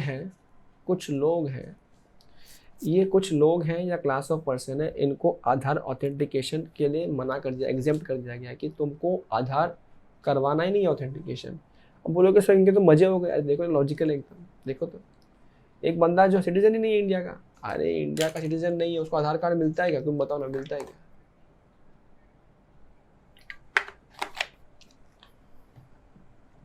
नहीं मिलता है. तो अगर नहीं मिलता है तो वो फिरंगी के पास आधार कार्ड तो होगा नहीं. तो क्या बोला फिरंगी, तेरे लिए स्टेप कंपल्सरी नहीं है, आधार वाला स्टेप कंपल्सरी नहीं. कोई डिपार्टमेंट है स्टेट गवर्नमेंट का, सेंट्रल गवर्नमेंट का, ये खुद से क्या खुद का आधार कार्ड मांगेगा? नहीं, कोई ज़रूरत नहीं है. अब पता है वहाँ पे दिक्कत क्या, देखो यहाँ पे एक दिक्कत आती थी, सुनोगे तो मज़ा आएगा. सिलेबस का पार्ट नहीं, ऐसे ही बता रहा हूँ. ठीक है, सुनो. जैसे हम बात करो गवर्नमेंट डिपार्टमेंट की, तो पहले जब ये पॉइंट नहीं था, दिक्कत क्या थी, गवर्नमेंट आधार ऑथेंटिकेशन तो लेके आ गई, सब जगह पर क्या बोल दिया कि जो ऑथोराइज सिग्नेटरी है उसका आधार से वेरीफाई कर दो. अब गवर्नमेंट पोजीशंस रोज चेंज होती रहती है. हो सकता है एक IAS ऑफिसर किसी ऑथोराइज सिग्नेटरी किसी गवर्नमेंट पोस्ट के लिए आ जाए, कल उसका ट्रांसफ़र हो जाए. तो आज इसने वेरीफाई करवा दिया खुद के आधार से, कल कहीं और चले गया, अब कहीं और आ गया. तो यार ये कैसे चलेगा सिस्टम? ठीक है, इसलिए बोला कि भाई तुम्हारे डिपार्टमेंट का जो भी रजिस्ट्रेशन वाला काम वो आधार वाला का काम कंपल्सरी नहीं है. लोकल अथॉरिटी भी सेम कहानी है, कंपल्सरी नहीं है. स्टैट्यूटरी बॉडी है, कंपल्सरी नहीं है. PSU है, कंपल्सरी नहीं है. या कोई ऐसा बंदा जो UIN के लिए अप्लाई कर रहा है, उनकी इतनी इज्जत करते हैं अपन, उसको बोलेंगे आधार करवा, आधार से नहीं, तेरे को भी ज़रूरत नहीं है. ठीक है. नाउ ये क्या चीज़ है, ये बात करता है furnishing of bank account details. अब है ना, पहले क्या होता था ना, जब हम पार्ट B भरते थे रजिस्ट्रेशन का, वहाँ पे बैंक का डिटेल भरना कंपल्सरी होता था. मगर दिक्कत हमेशा आती थी, कुछ ऐसा था ये कि अंडा पहले आया कि मुर्गी पहले आया. कैसे सर? सुनो ध्यान से ना. अब आपको बैंक में अकाउंट खुलवाना है, जब अकाउंट खुलवाने जाते हो, क्योंकि पार्ट B में भरना कंपल्सरी है, पार्ट B में आपको कैंसर चेक का फोटो डालना है. अब जब आप पार्ट B सबमिट करना चाहते हो तो चेक देना कंपल्सरी है. आप बैंक जाते हो, सर अकाउंट खोलना है, ये मेरा बिजनेस होने वाला है, तो बैंक वाले बोलते लाओ GST सर्टिफिकेट लाओ, हम कैसे अप्लाई कर रहे हैं. तो ठीक है, हम रजिस्टर कर रहे हैं जीएसटी में, तो डिपार्टमेंट कहता है लाओ पहले अकाउंट लाओ। अरे तो क्या करें, पहले अकाउंट खोलेंगे जीएसटी नंबर लेवे, समझ नहीं आ रहा। डिपार्टमेंट को ये बात समझ में आई कि हो सकता है बंदे का अकाउंट ना हो सकता है बंदे का अकाउंट ना हो। तो डिपार्टमेंट ने क्या बोला, रूल 10 निकाल के क्या बोल दिया कि जो बैंक का डिटेल्स है ना, पार्ट भी भरते वक्त बैंक का डिटेल अब भरना मैंडेटरी नहीं है। आप रजिस्ट्रेशन ले लो आराम से, आपको रजिस्ट्रेशन मिल जाएगा, सर्टिफिकेट मिल जाएगा, बैंक में जाओ, अकाउंट खुलवाओ, आराम से आके हमको बाद में बैंक का डिटेल सबमिट कर देना। कितने दिन में? 45 डेज में। इतना दिन काफ़ी है रजिस्ट्रेशन मिलने के बाद डॉक्यूमेंट लेने के लिए, यानी कि अकाउंट खोलने के लिए, ठीक है। In short, taxpayer has an option to give his bank account details after obtaining registration within 45 days from the date of registration, ठीक है। लेकिन ये वाला बात देखो, लेकिन ये relaxation is not available for those who have been granted registration as a TDS director, TDS collector under rule 12। अब ये क्या है, कुछ लोग को डिपार्टमेंट जिसको जो कहता है टीडीएस काटो, टीसीएस कलेक्ट करो, उन लोगों के लिए ये बैंक वाला रूल नहीं चलेगा। उनको तो पहले ही बैंक का डिटेल देना पड़ेगा, बिकॉज वो टीडीएस डायरेक्टर है, इनका अकाउंट तो होगा ही होगा किसी भी एंगल से, ठीक है। अब ये वाला एमसीक्यू के लिए आ सकता है, तो एक बार देख लेना। जो फिजिकल वेरिफिकेशन होने वाला है ना बिजनेस प्रीमाइसेस का इन सर्टेन केसेस, वो जो उसकी वेरिफिकेशन रिपोर्ट है, जो बंदा जाएगा ऑफिसर वहाँ पे with other document including photograph, ये अपलोड करेगा वो प्रिस्क्राइब फॉर्म में उसी जीएसटी के पोर्टल पे within 15 days following the date of such verification के अंदर उसको ये करना पड़ेगा। Now issuance of registration certificate, GST IG 06 नाम का जो सर्टिफिकेट होगा, इसमें आएगा आपका जीएसटी नंबर। अच्छा, इसके बाद है ना रूल 10A के बाद रूल 10B भी आया है, ये भी आप आएगा, ये इसके बाद है ना 10B आएगा, ये आपके अमेंडमेंट वाले पार्ट में मिलेगा, कराऊंगा लास्ट में। फिलहाल मैं तुमको कंफ्यूज नहीं करना बीच बीच में। ये याद है मैंने बहुत स्टार्टिंग में कहा था कि जीएसटीएन के फॉर्मेट आगे आएंगे। देखो ये वाला फॉर्मेट है जीएसटीएन का। पहले आपका 2 डिजिट स्टेट कोड होता है, फिर 10 डिजिट जो होता है वो आपके पैन होते हैं, ठीक है। ये हो गया कितना, 2 और 10 12।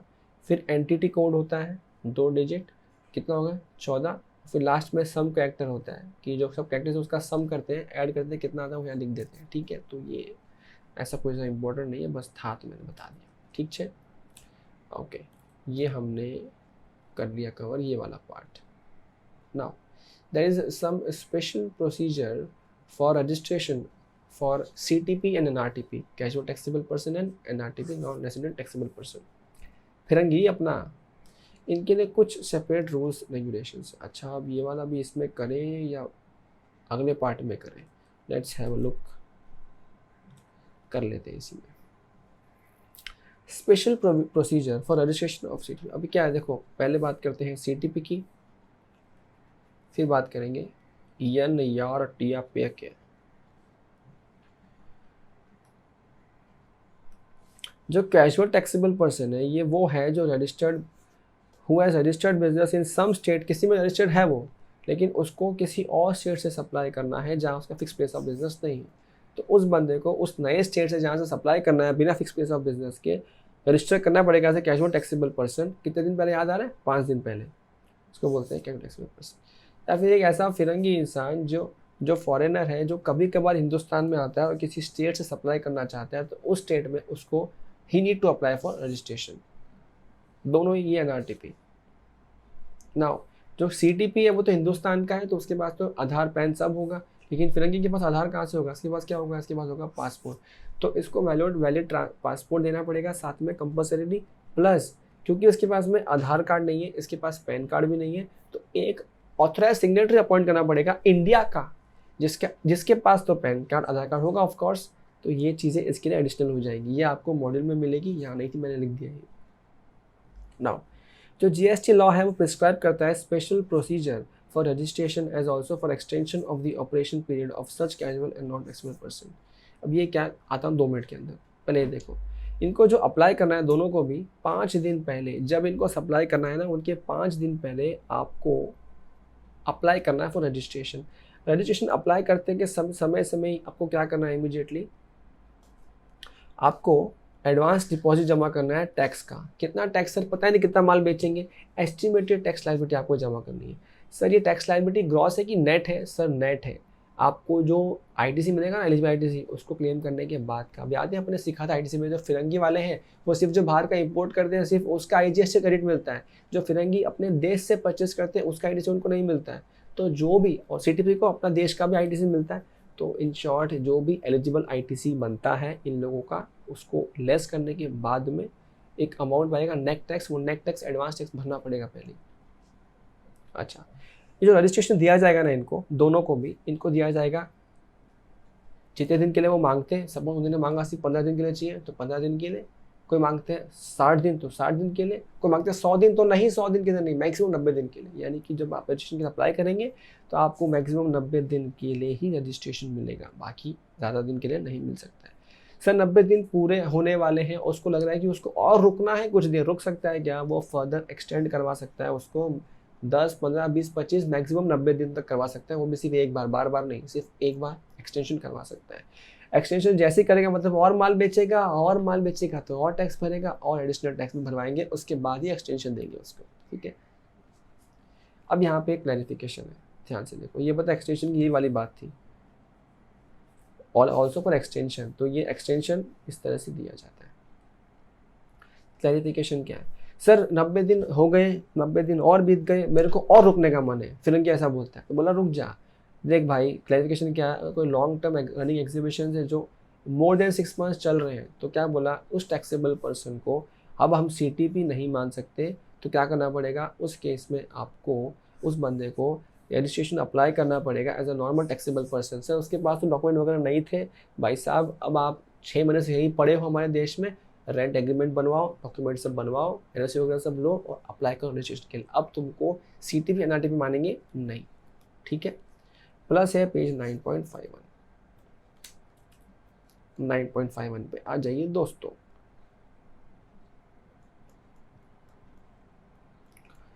ना ना ना ना, एक घूंट जरा लगा ले मैं पानी का।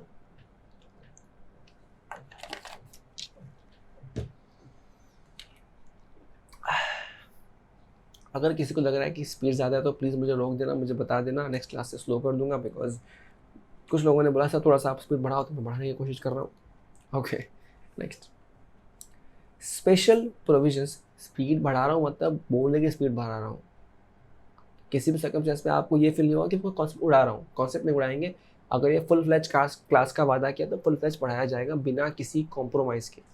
भले ही पढ़ाने के लिए 2 घंटे पढ़ाने के लिए मेरे को 100 पेज पढ़ने पड़ते, मैं पढ़ूंगा, कॉम्प्रोमाइज़ नहीं किया जाएगा आगे, बिकॉज काफ़ी लोग हैं जो इन लेक्चर्स की बेसिस पे डिपेंडेंसी रख रहे हैं और इसकी बेसिस पे एग्ज़ाम दे रहे हैं, तो मैं खुद के साथ बेईमानी कर सकता हूँ, उनके साथ नहीं जो मुझ पे डिपेंडेंट है।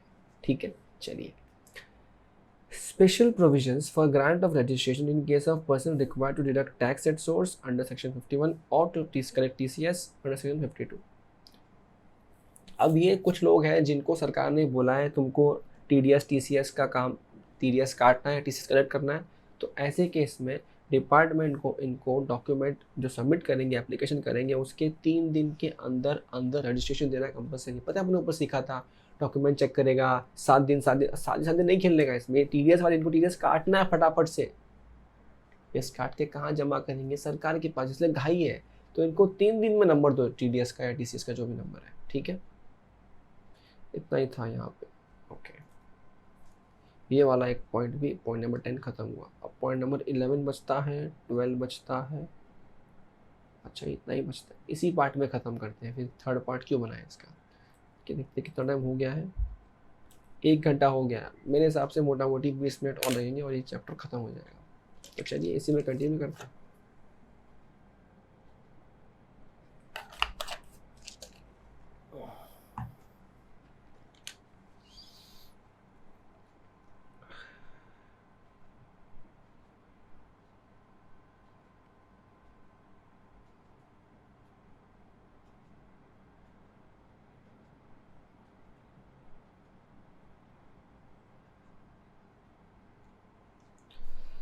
हाँ जी, हम थे कैंसिलेशन पे। अब यहाँ पे बात हो रही है अमेंडमेंट की। पहले point number 11 amendment, amendment of registration. अब आपने रजिस्ट्रेशन कर लिया एक बार, क्या पत्थर की लकीर है? क्या आपका एड्रेस चेंज नहीं हो सकता? क्या आपका फ़ोन नंबर चेंज नहीं हो सकता? क्या आपका पैन नंबर चेंज हो सकता है? नहीं हो सकता। पैन नंबर चेंज नहीं हो सकता, ठीक है? एक बार मिल गया, लाइफ टाइम तक वही चलता है पैन नंबर। तो इन शॉर्ट कुछ डॉक्यूमेंट्स होते हैं जो चेंज हो जाते हैं। चेंज होने के बाद डिपार्टमेंट को डॉक्यूमेंट पता रखने का पूरा अधिकार है। तो डिपार्टमेंट क्या बोलता है? डिपार्टमेंट ने इसको डिवाइड किया है दो पार्ट में कि चेंजेस या अमेंडमेंट दो तरह के हो सकते हैं, एक है कोर फील्ड और एक है नॉन कोर फील्ड। तो कोर फील्ड को डिपार्टमेंट इंपॉर्टेंट फील्ड मानता है, तो वो कोर फील्ड सॉरी जैसे ही आपका कोई चेंज कोर फील्ड में आता है,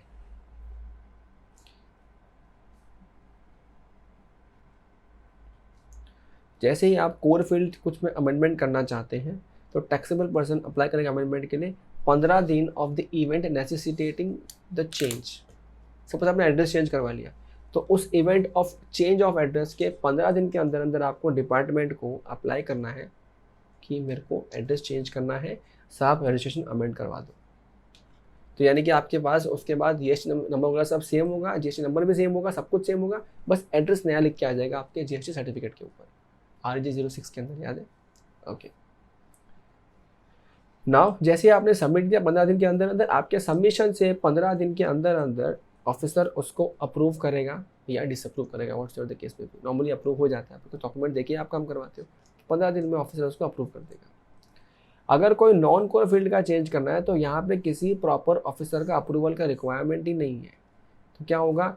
and amendment can be affected by taxable person on his own on the common portal.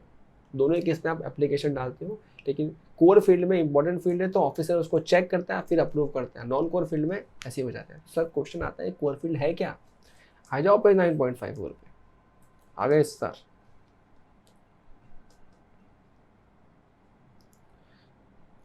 ये है core field.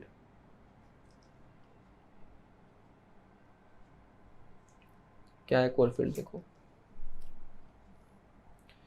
Legal name of business change करना है, address of principal place of business या additional place of business change करना है, ठीक है। अब इसमें आपको ये जो पर्टिकुलर ये वाला पॉइंट है, इसमें आपको एडिशन करना है, कोई प्लेस प्रीमाइसिस या डिलीशन करना है, या फिर समझ लो आप किसी को पार्टनर को रिटायरमेंट करना है, या फिर डायरेक्टर्स को हटाना है, करता वर्ता कुछ चेंजेस है, ये सब जो है ना, ये सब चेंजेस है। तो ये क्या बोल रहा है? Changes of this to particulars shall be applicable for all registration of a registered person obtain under provisions in the chapter on the same PAN, ठीक है। तो ये सब होगा सेम पैन के ऊपर ही। Main legal name of business change हो सकता है बट लीगल पैन तो चेंज नहीं हो सकता ना। तो ये सब चीज़ें कोर फील्ड है। नॉन कोर फील्ड जो कोर नहीं, वो नॉन कोर है। मोबाइल नंबर चेंज करवाना है कर दो, OTP वगैरह आएगा, नंबर चेंज हो गया, उस पर क्या दिक्कत है, ठीक है। देखो, मोबाइल नंबर और ईमेल एड्रेस और authorised signatory can be amended only after online verification through GST portal, ठीक है। ऑथराइज्ड सिग्नेटरी वाले की बात हो रही है, फाइन। ये तो हुआ अमेंडमेंट। अब भैया अब कुछ दिक्कतें और भी तो होती है जीवन में, ठीक है। बस चैप्टर अपनी आखिरी सांसें ले रहा है, तो परेशान मत हो, सब ठीक हो जाएगा।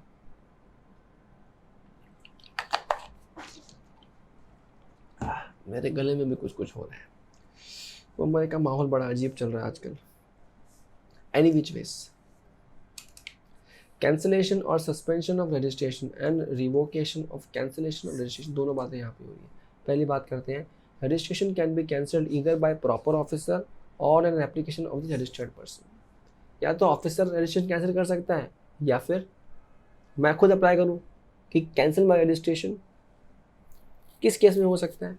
बिजनेस डिसकंटिन्यू कर रहा हूँ, ट्रांसफ़र कर रहा हूँ, अमालगमेट कर रहा हूँ किसी और के साथ में, या डीमर्ज कर रहा हूँ, या कॉन्स्टिट्यूशन चेंज हो रहा है बिजनेस का, प्रोप्राइटर था अब पार्टनरशिप बन रहा है, तो जो प्रोप्राइटर वाला तो बंद ही होना पड़ेगा, तो बंद होने की बात होगी। Taxable person no longer liable to be registered और intends to opt out of voluntary registration. भाई उसका या तो रजिस्ट्रेशन के लायबल नहीं है, या उसको लग रहा है कि अब वॉलंटरी लिया था अब मेरे को नहीं चाहिए तो कैंसिल कर देगा, तो कैंसिल हो जाएगा, दिक्कत वाली बात नहीं है। लेकिन ये कुछ केसेस ऐसे हैं, registration can B cancel bye proper officer on his own. ये कुछ खास केसेस हैं, ये खास केसेस जो हैं, ये खास केसेस हैं। तो ये केस में तो कोई भी कर सकता है कैंसिल, ऑफिसर कर सकता है, जैसे उसको मालूम पड़ा ऐसा ऐसा हो रहा है, आपने बताया तो वो कर देगा, या आप खुद भी अप्लाई कर सकते हो कैंसिल करने के लिए। मगर ये केस में डिपार्टमेंट खुद से सुओ मोटो कैंसिल करता है, ऑफिसर। क्या है ये देखो। पहला, अ रजिस्टर्ड पर्सन, ये कौन सी वजह है जिसके वजह से कैंसिल करता है officer registration. A registered person has contravened the prescribed provisions, जो रजिस्टर्ड पर्सन है, जो रजिस्टर्ड है, उसने कुछ प्रोविजंस कॉन्ट्रावेंट किए। सर कौन से प्रिस्क्राइब प्रोविजंस? वो प्रिस्क्राइब प्रोविजन स्टूडेंट्स 9.61 पे लिखे हैं सर, आ जाइए 9.61।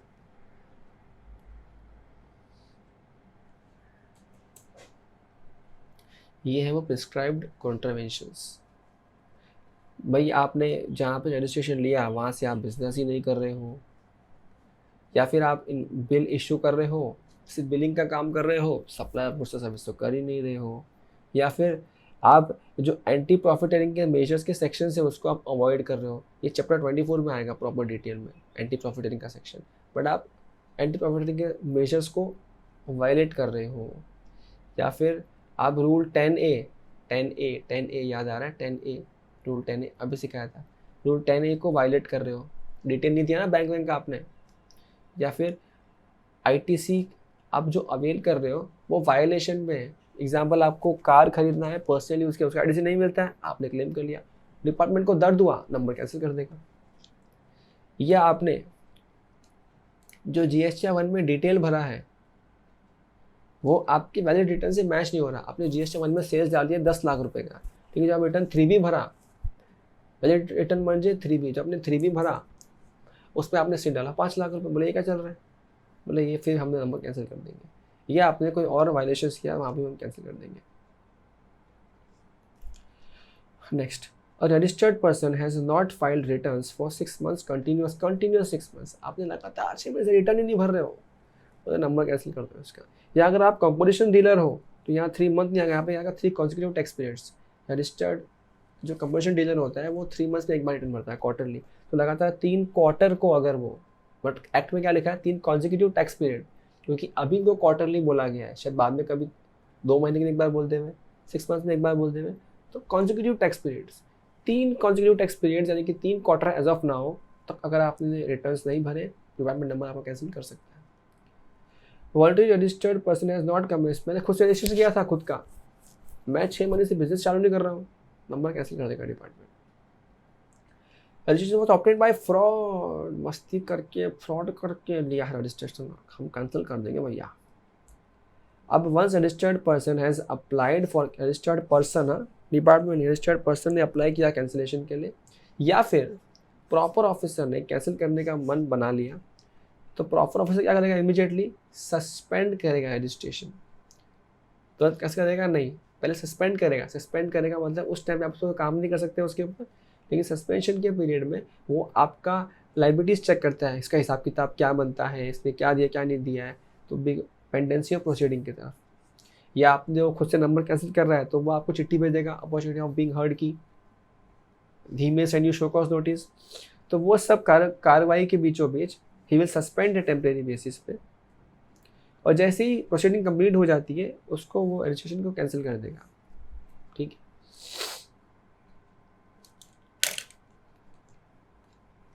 अब कैंसिलेशन का प्रोसेस क्या है,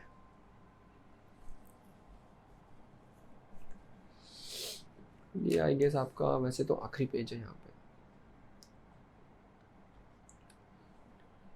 When registered person applies for cancellation, अगर रजिस्टर्ड पर्सन अप्लाई करता है कि मेरे को नंबर कैंसिल कर दो, तो रजिस्टर्ड पर्सन को उसको कैंसिलेशन करना है। वो जैसे ही उसका, जैसे एग्जांपल बिजनेस बंद हुआ, बिजनेस ख़त्म हो गया या ट्रांसफ़र किया, व्हाट्सएवर द केस में भी, वो इवेंट के 30 दिन के अंदर अंदर अप्लाई करेगा फॉर कैंसिलेशन। प्रॉपर ऑफिसर उसके एप्लीकेशन के डेट के 30 दिन के अंदर अंदर उस नंबर को कैंसिल कर देगा, बशर्ते वो चेक करेगा कुछ उसका ड्यू तो नहीं, उस मांग के और नंबर कैंसिल कर देगा। लेकिन जब प्रॉपर ऑफिसर कैंसिल करना चाहता है तो पहले क्या करना पड़ेगा, पहले उसको देना पड़ेगा शो कॉज नोटिस, 7 दिन का नोटिस देना पड़ेगा कि भाई 7 दिन में रिप्लाई करो। अगर 7 दिन में रिप्लाई आ गया, रिप्लाई अच्छा लगा, ऑफिसर संतुष्ट है, तो प्रोसीडिंग को ड्रॉप कर देगा, कोई दिक्कत नहीं, नंबर रिलीज कर देगा। जो सस्पेंड किया होगा ना उसने उस पीरियड में, उसको रिलीज कर देगा, भाई मेरी गलती थी, ध्यान दे। लेकिन प्रोसीडिंग ड्रॉप कैसे होगा, यहाँ पे लिखा हुआ भी है, if reply to SCN is satisfactory तो वो प्रोसीडिंग स्टॉप हो जाएगा। या फिर instead of replying to SCN, person furnishes all pending returns and make full payment of tax. भाई हो सकता है रिप्लाई नहीं किया स्टॉक नोटिस का, लेकिन उसने डर के मारे अपने सारे बचे हुए पेंडिंग रिटर्न्स वगैरह सब भर दिए, रिटर्न्स इंटरेस्ट लेट फी सब भर दिए, तो भी ठीक है, प्रोसीडिंग को स्टॉप कर देगा। लेकिन अगर ऐसा नहीं हुआ तो कैंसिलेशन ऑर्डर इशू कर देगा वो 30 दिन के अंदर, 30 दिन ऑफ रिप्लाई टू SCN व registration liable to be cancel. ठीक है, ये सब इसमें समझाने लायक कुछ नहीं है, तो मोस्टली पर लिखा पड़ी है, बस लिख के ही खाली समझना है, देख के रीड करके समझना है। लॉजिकल बातें अब तक जो ऑलमोस्ट ही खत्म हो गई, ये सब अब क्लैरिकल पार्ट्स है। प्लस पेज 9.65 9.67 9.65 पे आ जाओ।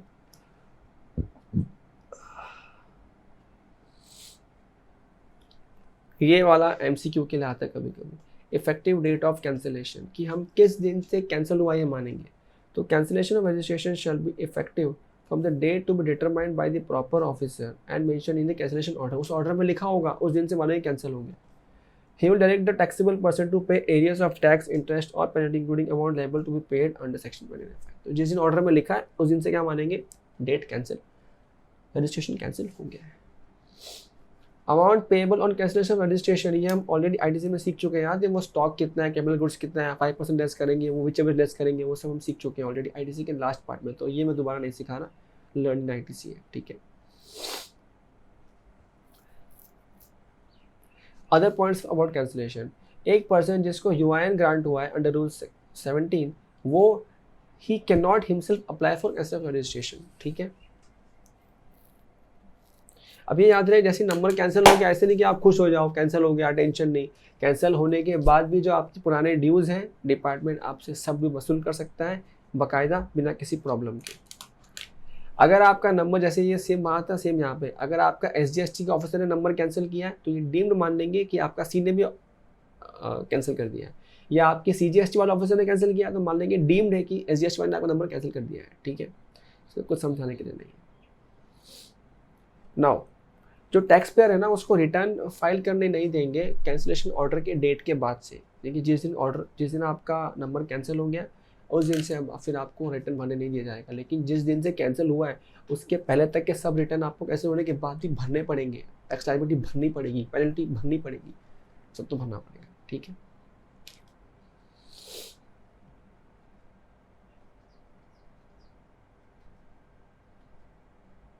ये आते हैं रिवोकेशन, लास्ट पार्ट।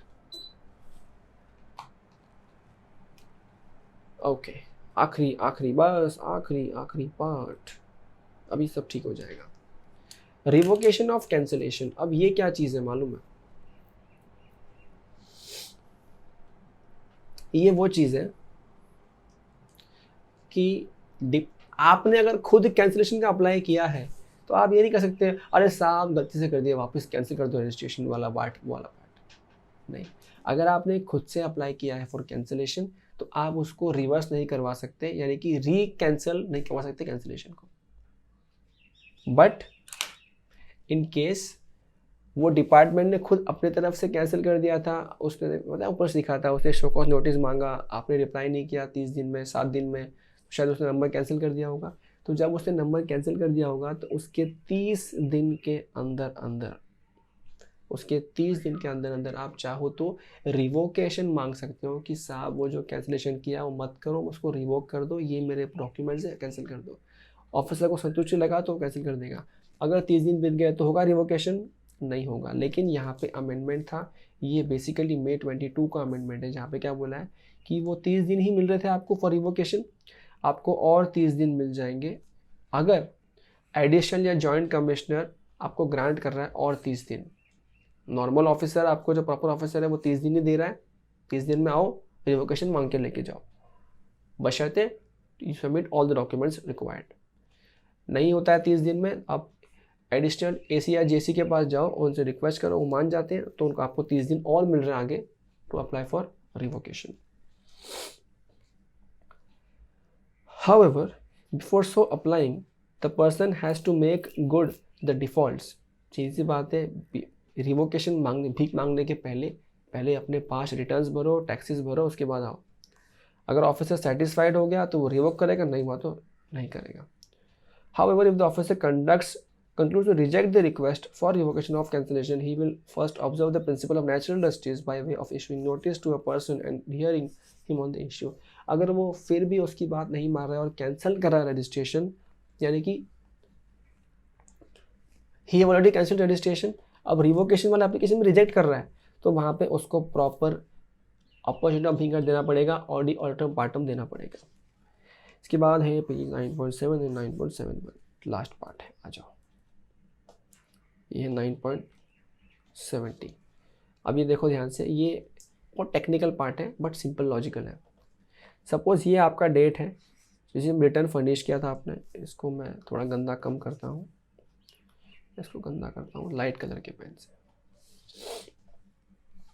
ये वो डेट है जब आपने रिटर्न्स फर्निश करना बंद कर दिया था। ये वो डेट है जब आपको ऑर्डर मिला कि इस दिन से आपका रजिस्ट्रेशन कैंसिल हो गया। ये है date of order of revocation of cancellation of registration. तो ये वाला डेट लिखा था कैंसिलेशन वाले दिन के अंदर, ठीक है। तो यानी कि इस दिन से आपका नंबर कैंसिल हो गया, तो कहना है इससे, अगर आपका नंबर इस दिन से कैंसिल हो गया, अगर आपको रिवोकेशन डालना है तो आपने रिटर्न नहीं भरा तब से लेके इस पीरियड तक का ही आप रिटर्न भर सकते हो और डाल सकते हो रिवोकेशन। लेकिन जैसे ही आपने रिवोकेशन डाल दिया, अब आपका डाला, आपने कब डाला, यहाँ पे डाला 30 दिन के अंदर, या हो सकता है 60 दिन में, मतलब आपने यहाँ डाला, तो आपका नंबर इस दिन कैंसिल हो गया ऑफिसर की तरफ से, नंबर इस दिन कैंसिल हो गया, लेकिन इसके 30 दिन के अंदर जब आप अप्लाई करोगे फॉर रिवोकेशन और रिवोकेशन सक्सेसफुल हो गया, तो यहाँ तक रिटर्न आपको भरना पड़ेगा आपने रिवोकेशन अप्लाई करने के पहले। लेकिन जो ये वाले रिटर्न है ना, 30 दिन के बाद या 28 दिन के बाद आप गए हो, तो ये पीरियड का रिटर्न भी आपको भरना पड़ेगा। कब? जैसे ही ऑर्डर मिला रिवोकेशन का, वापस आपका नंबर जिंदा हो गया, उसके 30 दिन के अंदर अंदर भरना पड़ेगा। लेकिन ये कब था? ये तब था जब रजिस्ट्रेशन कैंसिल हो रहा है एक इस दिन से, जिस दिन से ऑफिसर ने डिसाइड किया।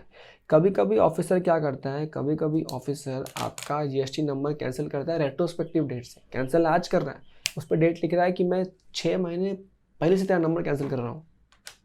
तो उस केस में क्या होगा, देखो, date from which return not furnished, इसने इस दिन से रिटर्न फाइल नहीं किया था और इस दिन के इफेक्टिव डेट से ही नंबर कैंसिल कर दिया, भले ही ऑर्डर इस दिन दिया। तो ऐसे केस में क्या होगा, क्योंकि इसका इफेक्टिव डेट पहले से ही कैंसिल कर दिया, तो रिटर्न भरेगा कैसे उस पीरियड का, नंबर तो कैंसिल हो गया उस डेट से। तो अब रिवोकेशन अप्लाई करेगा, अप्लाई करने के बाद भले ही अप्लाई इसने यहाँ किया, तो यहाँ से लेके यहाँ तक पूरे रिटर्न्स भरेगा रिवोकेशन का ऑर्डर आने के 30 दिन के अंदर अंदर। Next, UIN holder, GST practitioners, ये सब लोग रिवोकेशन का अप्लाई नहीं कर सकते, नंबर कैंसिल तो कैंसिल, ठीक है, इसमें कुछ नहीं और, ठीक है। So this was your entire chapter which was registration under GST. Fully important, exam में 12 से 15 मार्क तो यहाँ वहाँ से घसीट के मिल ही जाते हैं इस चैप्टर में। उम्मीद करते हैं आपको इस चैप्टर में मज़ा आया होगा। इसके क्वेश्चन वाले सेशंस आपको 2 से 4 दिन में हमारी application Nikhil education arena, I mean Android application Nikhil education arena पे आपको इसके क्वेश्चंस मिल जाएंगे TYK के। ऑफकोर्स नॉमिनल कॉस्ट पे पेड बेसिस पे होंगे, बट आपको मैंने सब कुछ समझा दिया है। आपको खुद से क्वेश्चन सॉल्व करने हैं, खुद से हो जाते हैं, तो आपको कुछ परचेस करने की ज़रूरत नहीं है, इसी से आपको काम बनाना है, ठीक है। चलिए मिलते हैं अगले लेक्चर में, तब तक के लिए शुभ रात्रि, शब्बा खैर, अलविदा।